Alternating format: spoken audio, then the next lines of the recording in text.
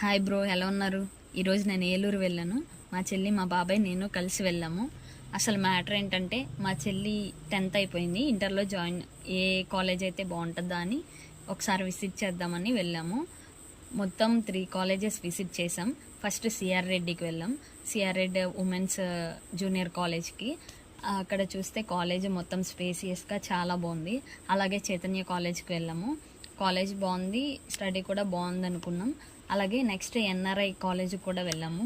NRI college కూడా నచ్చింది, అక్కడే జాయిన్ చేపిద్దాం అనుకున్నాం. కానీ మా చెల్లికి ఒక కన్ఫ్యూజన్ ఉంది, బైపీసీ జాయిన్ అవ్వాలా, ఎంపీసీ జాయిన్ అవ్వాలా అని.